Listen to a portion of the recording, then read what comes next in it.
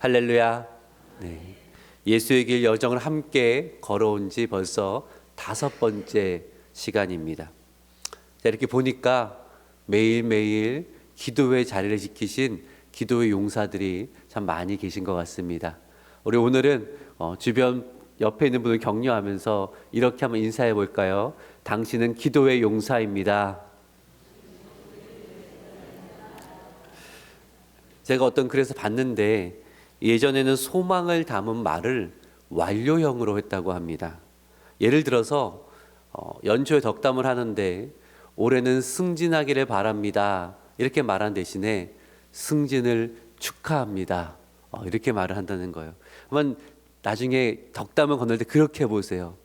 입시를 앞둔 자녀에게 덕담을 연초에 건넬 때에 합격을 축하하네, 승진을 축하하네, 이렇게 하는 것도 참 괜찮아 보이더라고요. 우리가 한번 그 믿음의 완료형으로 이렇게 인사를 해볼까요? 승리를 축하합니다. 네, 네. 다시 한번 옆에 사람에게 승리를 축하합니다.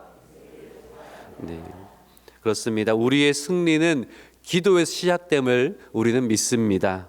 오늘 새벽 믿음으로 기도할 때에 이미 주어진 승리에 감사하며 나아가는 귀한 은혜가 있기를 주님의 이름으로 축원합니다. 아멘. 수요일 목요일 다소 부담스러운 주님의 말씀을 우리가 살펴봤죠. 너희 원수를 사랑하라. 너희 십자가를 지라. 주님, 어떻게 우리가 그것을 할 수가 있을까요? 라는 부담이 있었지만 그 말씀 안에 담겨 있는 주님의 위로가 무엇인지, 주님의 마음이 무엇인지 우리가 함께 알다 보니 주님, 제가 그 길을 걸어가기를 원합니다. 주님 가신 것처럼 원수까지도 사랑할 수 있고 나의 십자가를 지고 주님과 연대하여서 그렇게 믿음의 길을, 승리의 길을 가기를 원합니다. 마음을 모으고 기도할 수 있는 귀한 은혜가 있었습니다. 오늘은 우리 모두의 마음을 좀 가볍게 해주는 그러한 말씀인 것 같습니다. 오늘 말씀은 내 기쁨이 너희 안에 있으리라. 내 기쁨이 너희 안에 있으리라. 예수님을 보면요, 어제 제가 예수님이 사람 되셔서 우리와 함께, 사람과 함께 고난 받으신 이야기를 말씀을 드렸잖아요. 그런데 그 모든 과정 가운데서 우리 예수님은 기쁨을 빼앗기지 않으셨다라는 거예요. 늘 기쁨이 충만하셨습니다. 심지어 십자가를 지실 때도 마찬가지였어요. 히브리서 기자는 12장 2절에서 이렇게 말씀하고 있는데 우리 같이 한번 읽어볼까요? 시작. 또 온전하게 하시는 이인 예수를 바라보자.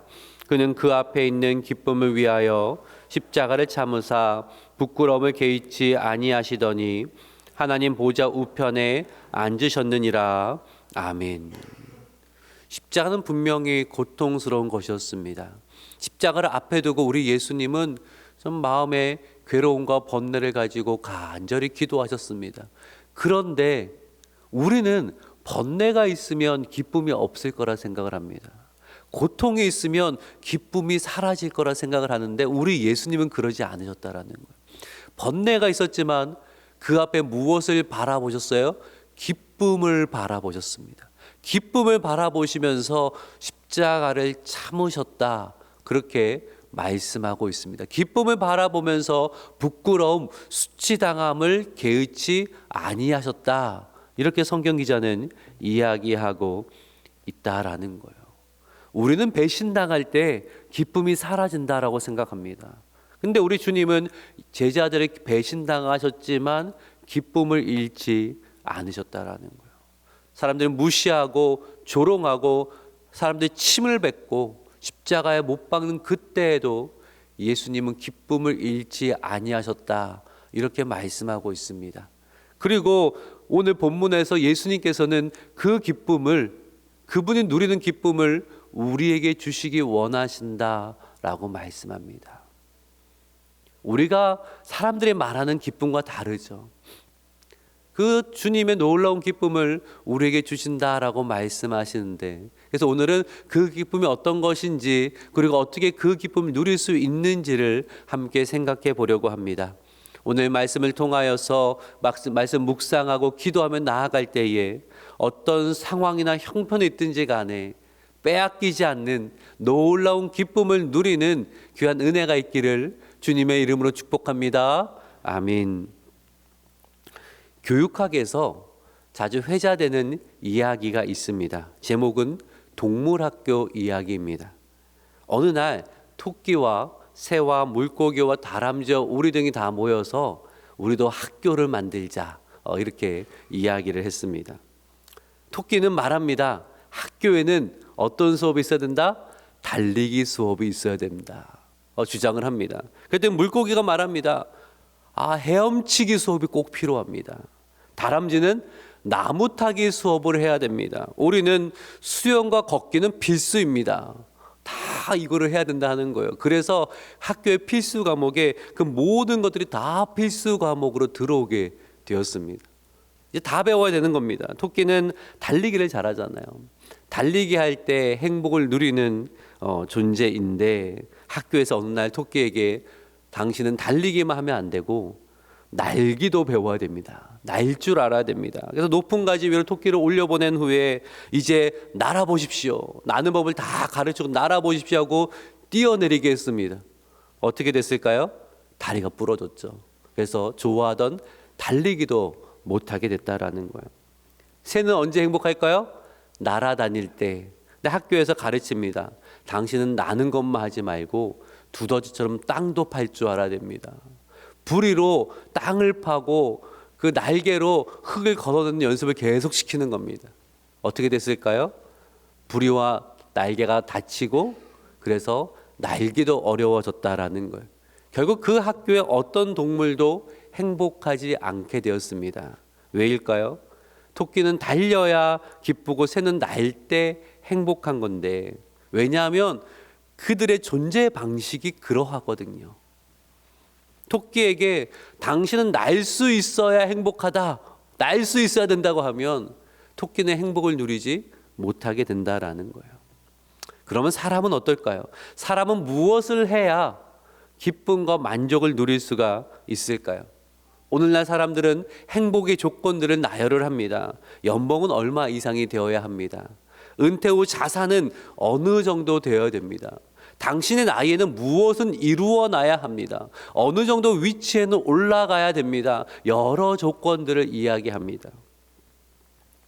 그 조건이 충족되면 행복하겠지만 충족되지 않으면 당신은 행복하지 않습니다. 이렇게 이야기를 해요.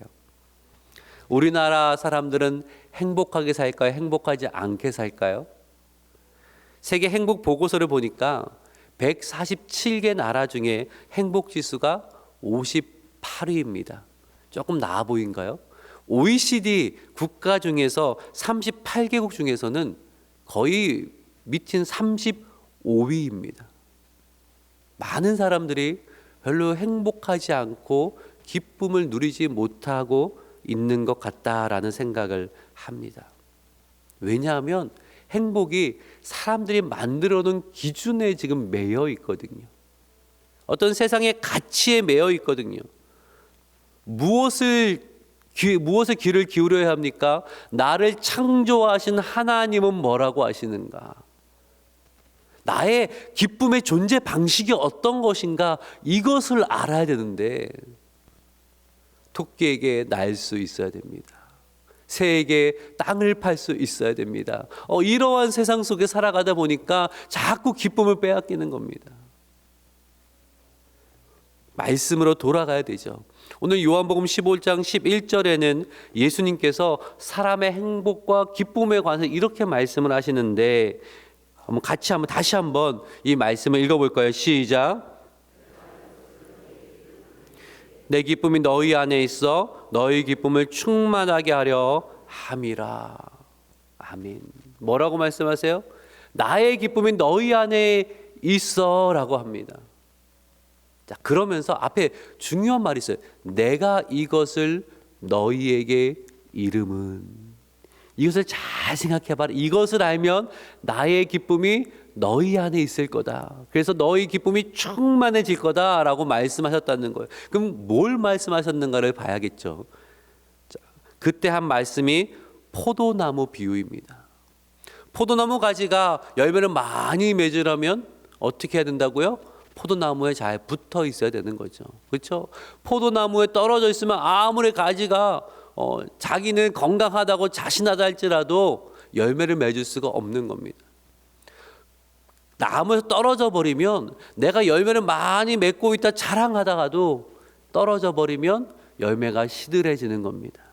그 비유로 말씀을 하시는데 요한복음 15장 4절과 5절 말씀은 이렇게 말씀하죠. 4절, 5절, 4절은 제가 먼저 읽도록 하겠습니다.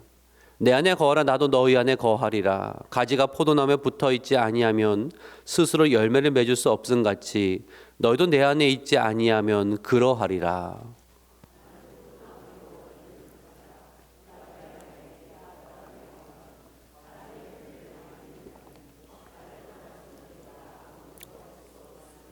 아멘. 당시 유대 사람들에게 포도 열매는 기쁨과 행복을 상징합니다. 그래서 포도나무에 포도가 맺히지 않는다는 이것은 상징 비유적으로 그 산 가운데 기쁨이 빼앗겨 버린 거고요. 포도 열매가 가득 맺힌다는 것은 그 삶 가운데 기쁨과 행복이 가득하다라는 것인데 조건이 무엇입니까? 내 안에 거하라. 나와 함께하자. 나와 함께하자. 우리 첫째 날 살펴본 것이 그거잖아요. 와서 봐라. 와서 봐라. 오늘 본문과 연결하면 어떤 이야기 됩니까? 와서 봐라. 나와 함께하자고. 나를 따르라. 그때에 나의 기쁨이 너희 안에 충만해질 것이다. 이것은 한편 우리에게 도전이 됩니다. 어떤 도전을 주시는 거냐면 그 자리에 머물러 있지 말아라. 너에게 익숙한 그 자리가 아니라 우리에게 익숙한 세상의 기준과 사람들의 평가의 자리가 아니라 새로운 자리, 주님이 초청하시는 주님의 길로 나아갈 때에, 그런 믿음의 도전을 할 때에 주님과 함께 주님이 주시는 놀라운 기쁨을 누리게 된다라고 말씀하고 있다라는 거예요. 사람들은요, 새로운 것엔 두려움이 있습니다. 사람들은 익숙한 게 편합니다. 내가 익숙한 게 완전하지 않다는 거 알고 있습니다. 하지만 익숙한 게 편합니다. 내가 살아오던 방식이 편합니다. 거기서 벗어나려고 할 때에 두려움이 있습니다. 예수님 말씀하세요. 두려워하지 말아라. 나를 따라오면, 사람들 두려워하는 그 좁은 길을 나와 함께 걸어가면 내 기쁨이 충만해질 것이다. 요한복음 4장에 기록된 사마리아 성의 수가성 여인의 이야기를 우리는 잘 알고 있죠. 예수님께서 우물가에 쉬고 계실 때에 한 여인이 물을 기르러 우물가로 옵니다. 시간이 언제였어요? 정오였습니다. 뜨거운 시간. 보통 사람들은 그때는 쉬고요.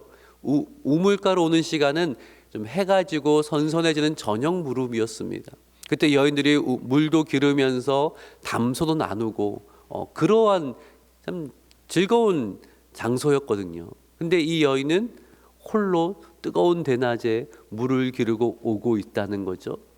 우리의 사정을 잘 알고 있잖아요. 어떤 사정이었어요?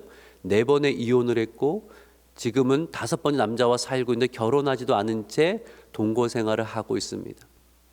오늘날의 시선으로 봐도 4번이나 이혼했다 그러면 그 사람을 향한 시선이 그렇게 곱지만은 않습니다.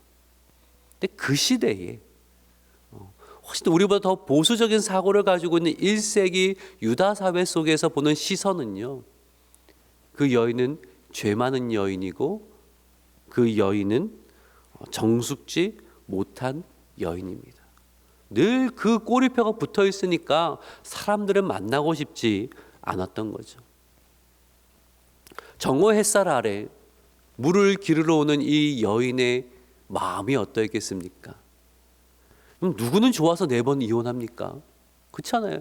그렇게 하고 싶은 사람이 누가 있겠어요? 그리고 당시 시대는요, 이혼은 여성의 주도적 이루어지는 게 아니에요. 여성은 이혼할 수 있는 권한이 없어서 유대 사회 속에서는 남자만 이혼할 수 있는 권한이 있었습니다. 그러니까 여자 입장에선 이혼이라는 것은 남자에게 버림받는 거예요. 요즘 시대로 이혼을 바라보면 안 됩니다. 버림받는 거예요. 그럼 몇 번의 버림받았다는 거예요? 4번의 버림을 받았다라는 거예요. 4번의 큰 상처를 받았다는 거예요. 그리고 이제는 체념하듯이 어떻게 살아가고 있어요? 이제는 결혼도 하지 않고 그냥 동거하면서 살고 있는 거예요. 결혼도 하지 않았다는 것은 당시에 누릴 수 있는 권리들을 대부분 누리지 못한다라는 거예요. 하지만 우리가 흔히 얘기하는 내 팔자가 그렇지 뭐. 내가 뭐 어떻게 할 수 있겠어. 내 인생이 뭐 행복해질 수 있겠어. 내 인생이 뭐 달라질 수 있겠어. 나 그냥 그렇게 살다 가는 인생이지 뭐. 이러한 심정으로 살고 있었을 거예요.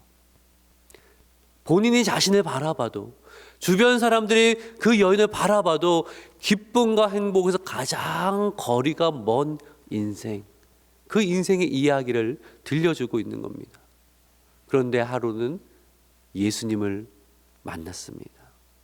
물을 좀 달라 하는 낯선 유대 남자의 이야기를 듣고 대화를 나누게 되는데, 그 만남이 그 인생을 완전히 바꾸어 놓았다라는 거죠. 예수님 만난 이후에 큰 변화가 뭐였어요?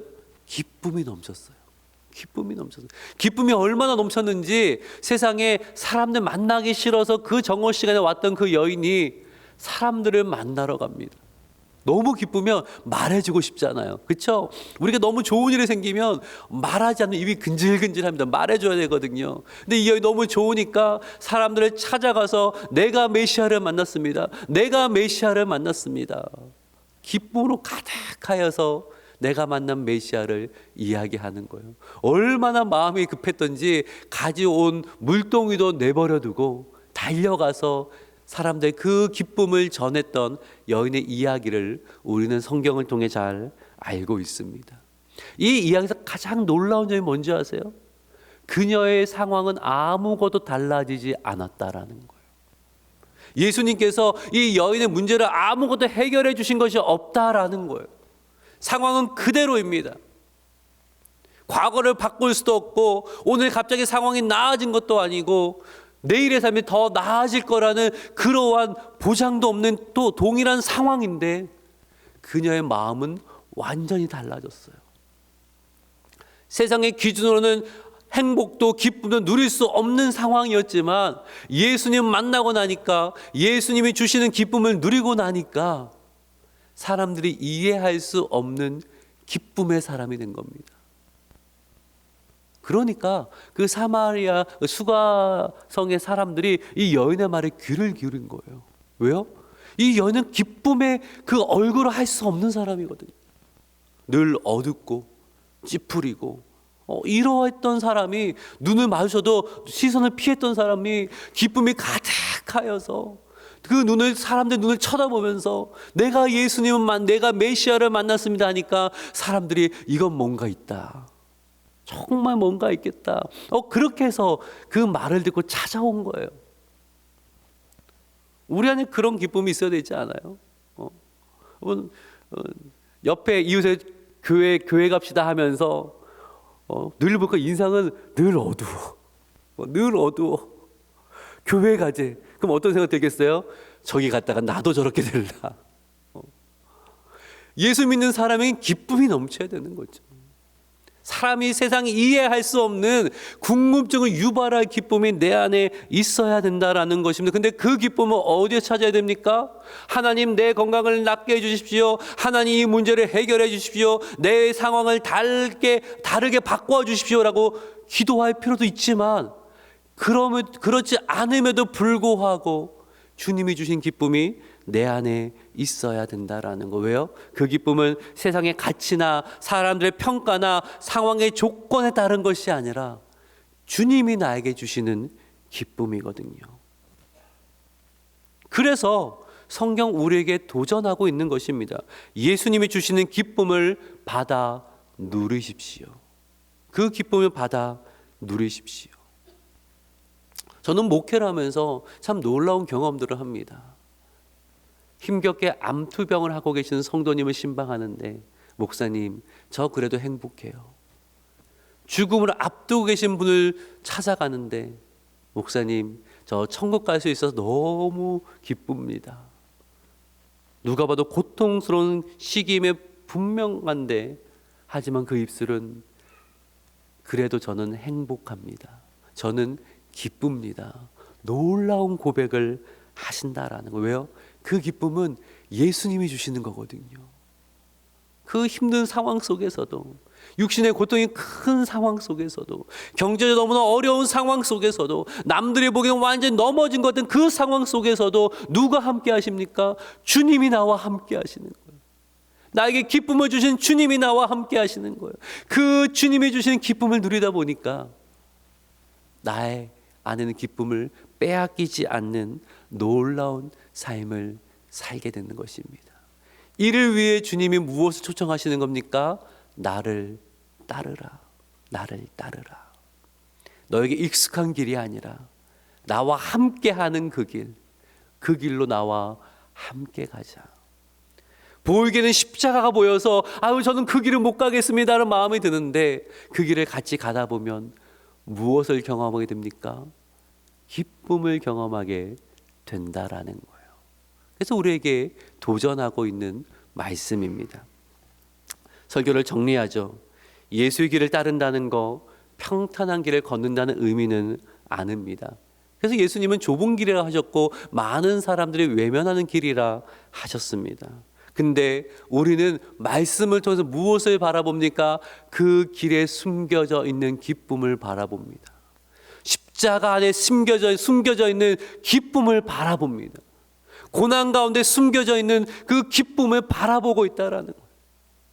그리고 그 기쁨을 누리기를 소망하기에 우리는 오늘 기꺼이 주님과 동행하며 주님이 가신 그 길, 예수의 길을 걸어갈 수 있게 되는 것입니다. 오늘 성령께서 여러분 물으십니다.